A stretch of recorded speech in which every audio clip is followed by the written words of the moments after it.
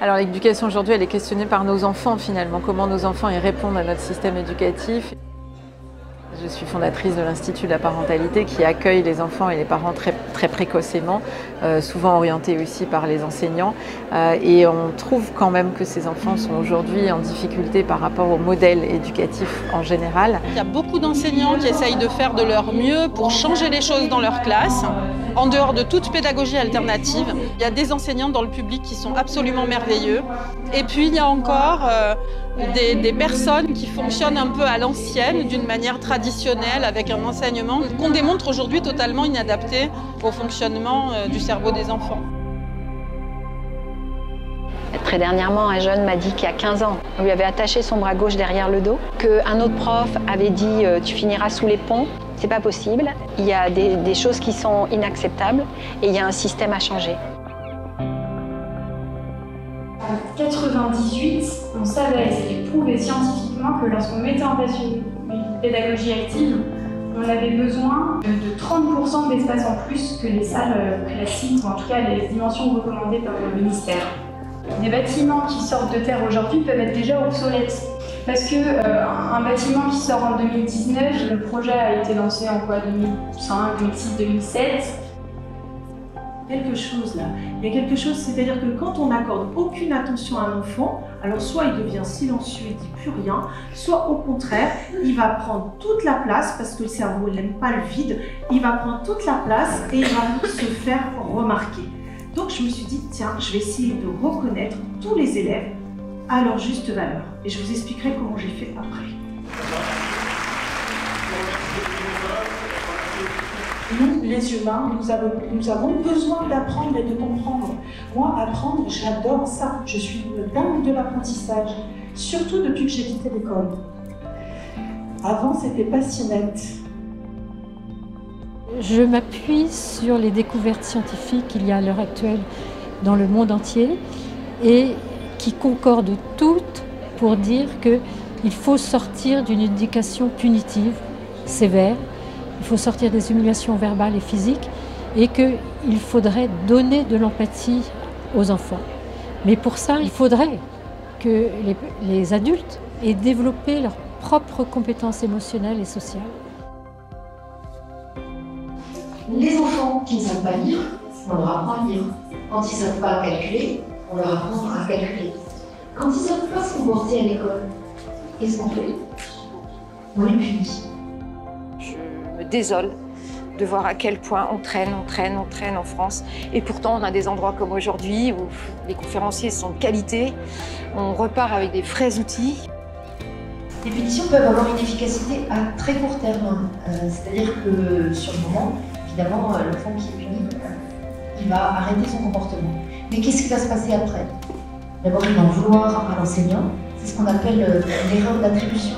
Il ne va pas se dire « Ah bah oui, c'est vrai, j'ai vraiment fait une connerie, je ferai mieux la prochaine fois ». Il ne va pas se dire ça. Il va se dire « Ouais, mais moi, il m'a puni, mais l'autre, il ne l'a pas puni », sans dire que l'autre élève n'a pas eu un comportement inapproprié. Donc c'est pas juste. Donc le prof, s'il fait ça, c'est parce qu'il ne peut pas mieux se dire. Et donc, ça va entraîner un cercle vicieux qui va amener l'élève à avoir des comportements de plus en plus d'opposition, de plus en plus désagréables. Un jour, c'était un petit Guillaume, il avait poussé Lorenzo à la cour de récréation. Lorenzo, la maman n'était pas très contente quand on récupère parce qu'il avait un joli œuf. Et moi j'étais très gênée. Ça, vous avez des enseignantes souvent, surtout en primaire, eu ce genre de situation. Et la maman de Lorenzo, elle dit à Guillaume, moi je pense que tu peux faire un dessin à Lorenzo et ça sera tout excusé parce que vous êtes les meilleurs copains du monde. Je trouvais que c'était chouette. Mais sauf que le lendemain, Guillaume est arrivé à l'école avec une maquette de caravelle en papier grande de 2 mètres, haute de 1,50 m, demandé pardon à Lorenzo. Et oui, c'est-à-dire que quand on demande à l'enfant par rapport à ce qu'il a fait, comment il peut le réparer, ça peut être démultiplié. Bien plus grand que moi, ce que j'aurais pu même lui proposer comme punition.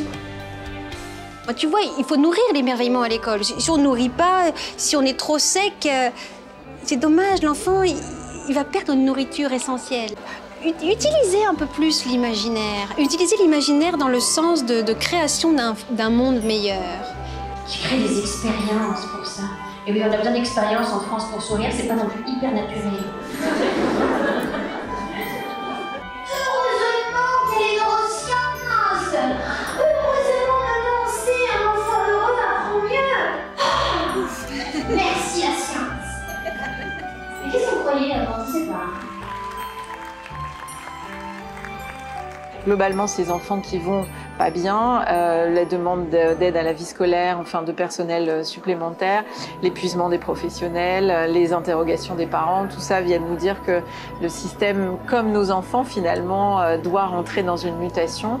C'est pas simple parce qu'on ne peut pas changer totalement le système. Inventer de nouveaux systèmes me semble aussi compliqué. Je pense qu'il y a une alternative à trouver au milieu de finalement ces questions-là. Donc l'idée, c'est pas d'évaluer ou de porter un jugement, c'est de pouvoir se dire comment on peut améliorer le système et lui apporter des éléments supplémentaires qui vont pouvoir l'enrichir et lui permettre d'être plus ajusté à ce qu'on sait de l'enfant. Il y a beaucoup de choses qui sont possibles. Partir de leurs enthousiasmes, de leur motivation, c'est génial. Combler les besoins physiologiques des enfants qui sont scolarisés, essayer de développer une relation d'amour compassionnel pour qu'ils se sentent portés, les aider à explorer les sujets qui les intéressent. La motivation primaire, sa caractéristique, c'est je le fais dès que je peux, j'ai du plaisir quand je le fais et juste j'aime ça. On utilise une méthode basée sur un triptyque, tête, cœur, corps. La tête, c'est une méthode de compréhension de l'être humain.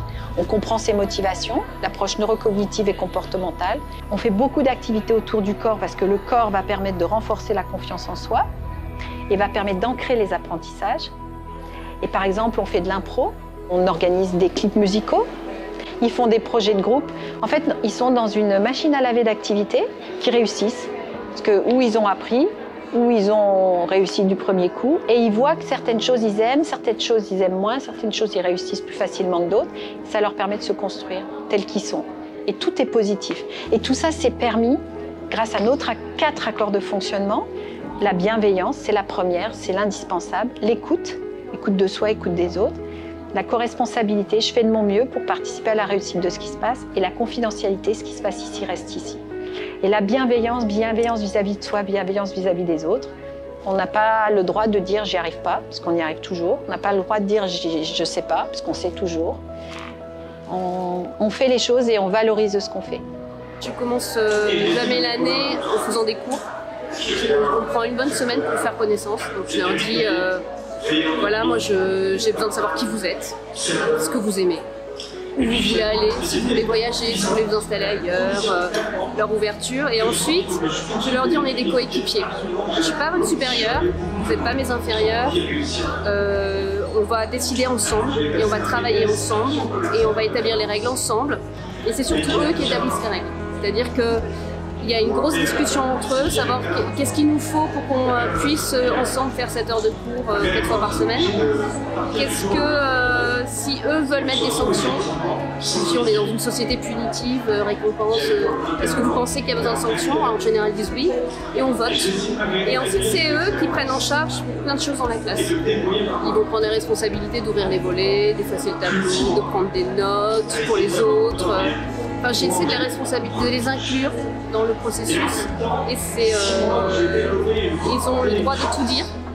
Ils ont le droit de manger, ils ont le droit de boire, à condition que ce soit propre après. Ils ont le droit de sortir les faire pipi s'ils ont envie. Et la parole est toujours ouverte. Et comme j'ai très peur du silence dans ma classe, ils peuvent chuchoter. Quand on a envie de changer, quand on a envie de changement, quand on essaie d'autre chose, c'est très important de se sentir sécurisé pour pouvoir donner, pour pouvoir sécuriser les autres en fait. Génération Médiateur, c'est une association qui forme des adultes du milieu scolaire qui formeront à leur tour les élèves dont ils ont la responsabilité à la gestion des conflits, à la médiation par les pairs et aux outils de communication. Former un élève médiateur dans la cour du collège, dans la cour de l'école, ça change complètement le climat scolaire et ça donne à l'enfant une responsabilité, ça crée un lieu de parole, donc c'est très sécurisant. Et en France, nous avons une association qui s'appelle CNV Déclic Éducation, qui forme aussi bien les parents que tous les professionnels de l'enfance pour qu'ils développent leurs propres compétences émotionnelles et sociales. À chaque fois qu'on parle de nos émotions désagréables, par exemple je suis en colère ou je suis triste, tout de suite ça va calmer une partie de notre cerveau qu'on appelle l'amygdale cérébrale qui active les molécules de stress, le cortisol et l'adrénaline. Médicament avec un S, donné ER. Donc c'était écrit dans une transmission de jour. L'infirmière de nuit se pointe, elle se dit tiens, elle a oublié son A. Médicament A donné puisqu'elle avait mis ER. Double dose. Décès du patient. Jurisprudence au tribunal d'Épinal.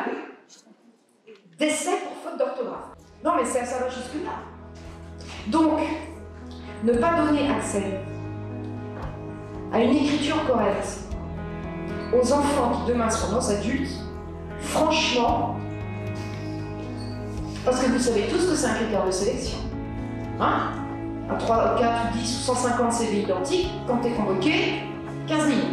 Moi, les gamins que je vois, ils ont minimum 7 à 10 ans d'orthophonie. Évidemment qu'il arrive en baissant la tête, hein, parce que les gens, ils l'ont pas vu quand même. Hein. Moi, je suis la 5e roue de la charrette, je sais pas si vous voyez ce que ça veut dire. Hein. On arrive chez moi en dernier. Ancienne cancre en orthographe, j'ai été taxée de nulle, de tout ce qu'on veut. Ça a plombé une bonne partie de ma vie. Aujourd'hui, je me lève pour tous ces enfants à qui on ne donne pas accès à une base de langue maternelle, ou pas d'ailleurs, en lecture, en écriture, en compréhension, et qu'ils puissent se lâcher à l'écrit aussi. Enfin, c'est ça qui me semble le plus important. Il est méchant, il fait exprès, il a tapé, il a mordu. Non, en fait, cet enfant est plus anxieux que les autres, il est plus inquiet, et donc, pour réguler son anxiété, il va plutôt attaquer pour être sûr de contrôler son environnement. C'est des enfants aussi qu'on va appeler des tyrans domestiques. Ils contrôlent tout, ils rentrent dans un hyper-contrôle. Les répétitions des relations qu'il va avoir dans son quotidien quand il est tout petit va quand même faire en sorte qu'il va finalement construire sa grille de lecture de la relation à l'autre. Alors j'ai l'impression que l'éducation parentale en ce moment est un petit peu en hausse, c'est-à-dire que les parents sont plus conscients de leur part à l'éducation et ont plus envie d'y prendre part. Et ça, c'est joyeux. Le système éducatif est en plein changement. Il y a plein de personnes qui ont plein de bonnes volontés et plein de motivations et les parents souhaitent le meilleur pour leur enfant. Par contre, maintenant, ils n'ont pas toujours les clés, ils n'ont pas toujours les solutions. C'est là où on peut les aider en tant que professionnels. Pour avoir fait un documentaire et être au contact d'enseignants, mais aussi travailler parfois, intervenir au ministère ou dans des écoles de formation d'enseignants, je suis très optimiste parce que les choses bougent et pour moi, elles bougent dans le bon sens. Il y a des parents qui sont vraiment en chemin, qui donnent une autre éducation à leurs enfants, une éducation bienveillante. Il y a des parents qui n'ont jamais entendu parler de ça, donc il y a encore beaucoup de travail. On a la chance d'être au XXIe siècle et d'avoir des pistes pour que nos enfants aillent mieux. Et les pistes, c'est le développement des compétences émotionnelles et sociales et la méditation. Moi, j'aurais envie de dire qu'il faut prendre soin du lien, de ce qui nous relie. Nos enfants viennent aussi nous offrir l'occasion de nous rencontrer nous-mêmes. Ce pourquoi j'ai voulu participer à un événement comme celui-ci, c'est pour disséminer les idées. Je trouve que c'est vraiment quelque chose qui est essentiel aujourd'hui quand on a du savoir, quand on a vécu une expérience. C'est important et c'est nécessaire de le partager. Le public est extrêmement motivé et engagé, a envie que l'éducation se transforme vraiment en France. Et moi, j'aimerais, par ce que je veux faire plus tard et avec ce que je veux faire plus tard, réussir à créer en France l'école de la paix. C'est-à-dire que le système éducatif français fasse des jeunes heureux. Je veux que tout le monde se dise « je suis une belle personne et j'ai quelque chose à apporter au monde ». Tout le monde peut le dire. N'oubliez pas de dire tous les jours à vos enfants ou à vos élèves que vous les aimez. Quand on montre de l'amour aux enfants, on obtient vraiment le meilleur chez eux et on développe vraiment leur potentiel. Moi, je ne pourrais absolument pas me passer maintenant du congrès organisé par Julien autour du bonheur, de l'éducation, de la bienveillance, parce que c'est mon cheval de bataille en fait. C'est un moment de partage, une espèce d'union sacrée. Le sage est celui qui a la maturité du vieillard et l'émerveillement de l'enfant.